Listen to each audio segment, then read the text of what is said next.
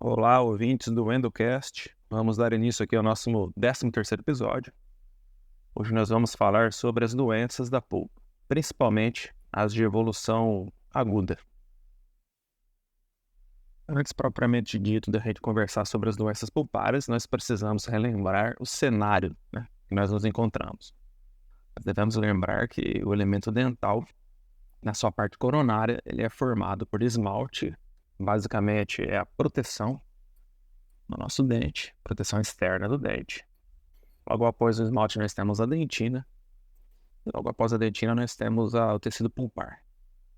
Histologicamente, nós encontramos lá o esmalte, logo após a dentina, a pré-dentina, na periferia dessa pré-dentina a camada odontoblástica e o tecido pulpar propriamente dito.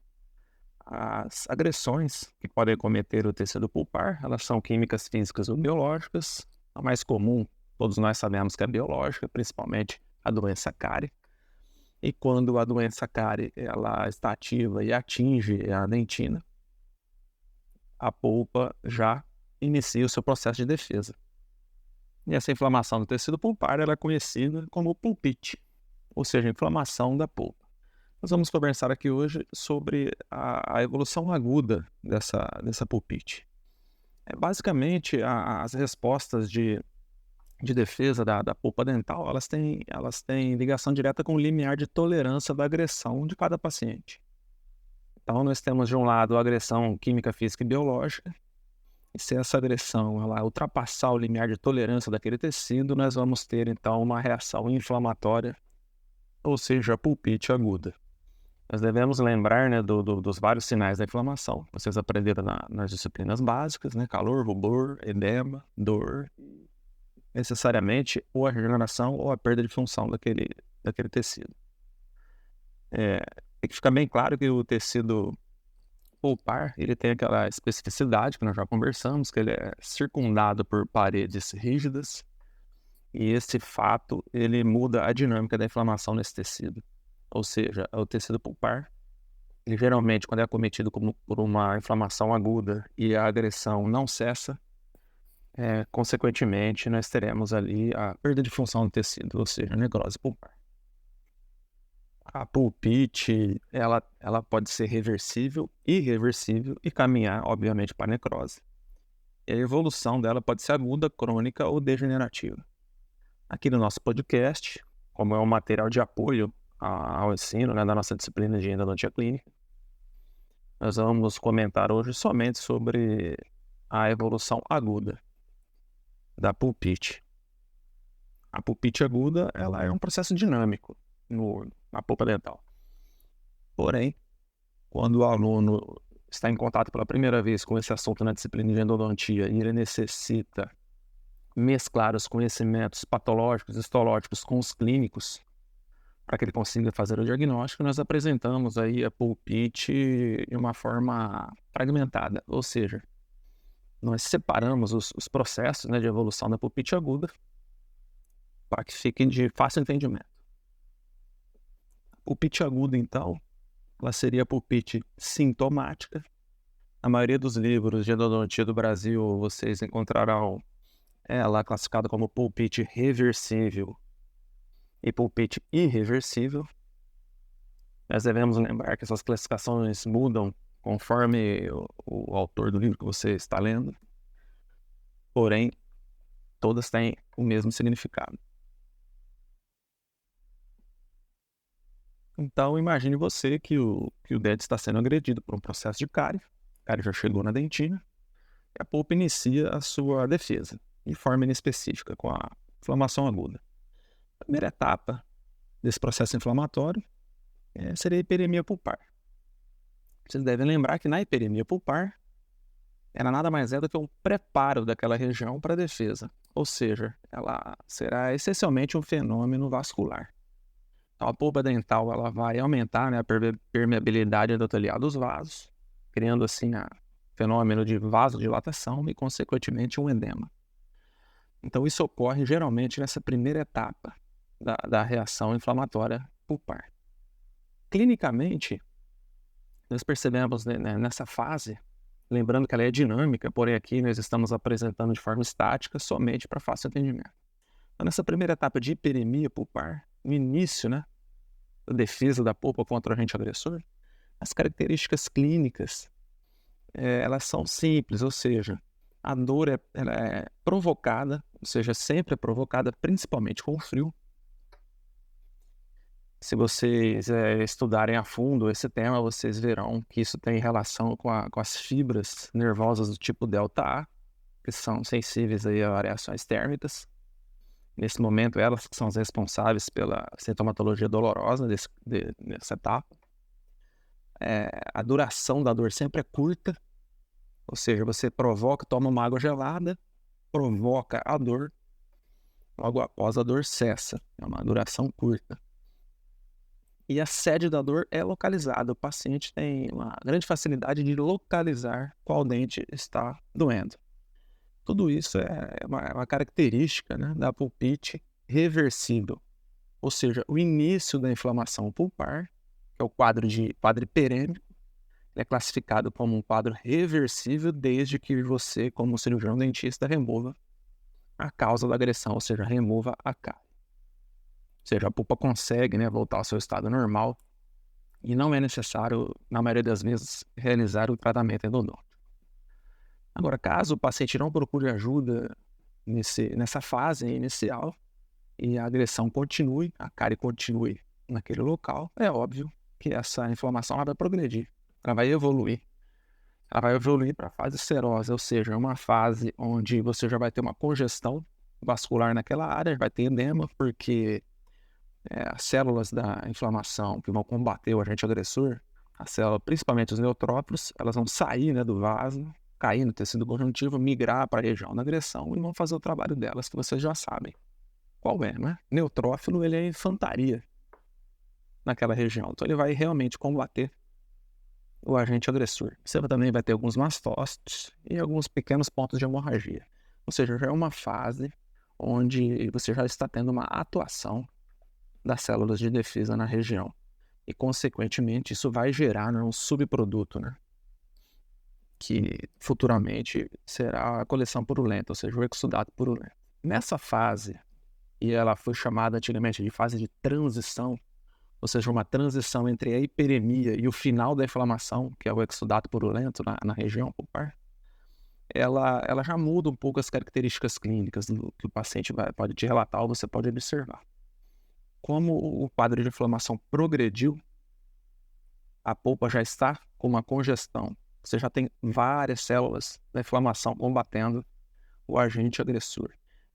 O quadro sintomatológico do paciente ele evolui também. Ou seja, a dor pode continuar provocada, porém ela vai acontecer não só com frio, mas também com quente. Ou seja, as variações térmicas, ou para o frio ou para o quente, já vão gerar incômodo para o paciente. Ele vai começar a sentir então essa dor com mais frequência quando ele colocar esse dente em contato com uma variação térmica. O declínio dessa dor ele já vai ser um pouco mais lento. E pode ser que o paciente já tenha que tomar algum tipo de analgésico para ter algum tipo de alívio. Essa dor ainda é localizada, o paciente ainda consegue localizar qual dente está cometido. Porém, né, existem relatos já de algum tipo de dor espontânea. Começa a ter o aparecimento de algum tipo de dor espontânea nessa fase.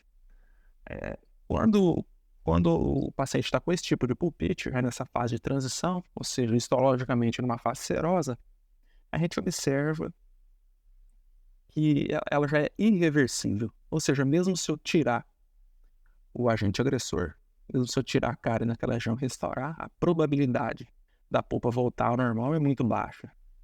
Ou seja, a inflamação ela vai progredir e o paciente vai continuar sentindo dor. Consequentemente, o tratamento endodôntico precisa ser instituído, nesse caso. Isso é muito complicado você manejar na clínica, porque, como eu disse, a inflamação ela é dinâmica, ela não é totalmente separada nessas fases, essas fases não são tão claras clinicamente para o diagnóstico, e somente com a experiência clínica, você vendo muitos casos, participando de muitos casos, da resolução desses casos, você vai conseguir deixar isso claro na hora de você realizar o diagnóstico. Ou seja, horas aí de mocho, área de endodontia para você conseguir ter sucesso nos seus diagnósticos. É óbvio que se o paciente não procurar ajuda também nessa fase, a cárie continuar ali naquele local, essa inflamação pulpar ela vai partir para a sua fase final, propriamente dita, que nós chamamos aí da fase purulenta, ou seja, é uma fase onde você vai ter uma congestão vascular muito mais severa do que as anteriores. Esse local já vai estar sob pressão, porque você lembra que as paredes são rígidas em volta do tecido pulpar, ou seja, o tecido pulpar não tem liberdade de espaço, né, para acomodar o edema dessa inflamação aguda. Então, essa congestão vascular vai dificultar a oxigenação desse tecido pulpar, vai dificultar, então, a entrada de sangue para oxigenar essa região. Consequentemente, a gente já pode ter algum quadro de hipóxia, falta de oxigênio, com alguns pontos aí no tecido pulpar de necrose, vários pontos de formação de abscesso, ou seja, é o subproduto dessa inflamação aguda. Ou seja, os neutrófilos estão lá combatendo o agente agressor e o exudato purulento está sendo formado em várias regiões da polpa. Ela já está sob pressão, você já vai encontrar, então, coleção purulenta, vários pontos de necrose, e uma hora essa polpa vai entrar em colapso, ou seja, ela vai gangrenar e vai necrosar. Esse quadro sim é bem claro na clínica. Quando o paciente está passando por isso histologicamente, o quadro clínico ele é bem severo, ou seja, a dor que esse paciente sente, ela é espontânea, ou seja, a dor ela aparece praticamente sem motivo nenhum, ela não é provocada. Essa dor espontânea ela é de forte intensidade, ela incomoda muito o paciente, ela é prolongada, o paciente recorre a analgésico, a vários anti-inflamatórios, ele percebe que a dor não cessa, ela pode aliviar um pouco, mas ela não cessa. E a sede da dor, ou seja, a localização da dor já é difícil, ou seja, ela já é difusa. Isso acontece porque, como você já tem um quadro de dano tecidual, de morte tecidual dentro da polpa, e além da forte pressão, você já tem aí o acometimento de fibras nervosas do tipo C, que geram também esse tipo de problemática, né, com a localização, com a sede da dor. E é óbvio que necessariamente você precisa de fazer o tratamento odontológico para aliviar os sinais e sintomas desse paciente. Então essa fase de pulpite irreversível, né, aguda, ela é bem clara no consultório. Muitas vezes o paciente até relata que ele precisa colocar alguma coisa gelada na boca para cessar a dor. Uma vez que o dente está sob pressão e você coloca aí um líquido gelado, ou gelo, propriamente o gelo, e você tem uma vasoconstrição momentânea, pode aliviar um pouco a dor, mas é óbvio que isso não resolve. E o paciente procura, sim, o atendimento odontológico. O diagnóstico dessa fase vai ser bem claro para você. Você vai saber que é pulpite reversível na fase purulenta. Porém, talvez a dificuldade que você encontre aí seja de localizar o dente. Uma vez que a dor é difusa, o paciente ele pode não lhe indicar qual é o dente, ele pode falar que dói vários dentes, você pode ter também aí uma dor referida, ele pode indicar que dói em outro lugar bem diferente daquele que está realmente sendo acometido. Então também é um quadro de difícil manejo no consultório para os cirurgiões dentistas que estão iniciando a profissão. E caso o paciente mesmo assim não procure ajuda, é óbvio que essa polpa ela vai ter o processo de necrose, ou seja, ela vai necrosar, e é óbvio que a sintomatologia ela vai desaparecer de uma hora para outra depois que a polpa necrosa. Porém, aí vai iniciar outra problemática, né? A necrose pulpar em si vai gerar futuramente um problema na região periapical. A gente vai discutir isso em um próximo episódio do Endocast. Não se esqueçam também que vocês devem estudar as pulpites de evolução crônica, as pulpites crônicas. Geralmente são pulpites que evoluem em dentes onde a câmara pulpar está exposta ao meio bucal. São conhecidas como a pulpite hiperplásica e a pulpite ulcerativa. Nós também temos as pulpites degenerativas, também assintomáticas, como as crônicas. E as degenerativas mais comuns são a reabsorção interna dental e as calcificações pulpares. não deixe também então de estudar essas outras pulpites. Esse tema é um tema muito comum, pois não é só para o endodontista, né? Todo clínico geral, ele vai ser testado na produção dele quanto aos seus conhecimentos do diagnóstico endodôntico, uma vez que o paciente sempre vai procurar ele com um quadro de dor e esse cirurgião dentista ele precisa estar preparado com conhecimento teórico e prático para reconhecer o quadro dessas pulpites e optar pela melhor intervenção para o paciente, para que o paciente tenha o alívio rápido dos sinais e sintomas, aquele dente possa recuperar sua função. Então, o nosso episódio de hoje foi simplesmente uma síntese da pulpite aguda, para que você se oriente aí quando for aprofundar os estudos nos livros didáticos. Aqui quem vos fala é o professor Emílio Sponchiado, da Universidade Federal do Amazonas. Um grande abraço, se cuide e até o próximo episódio.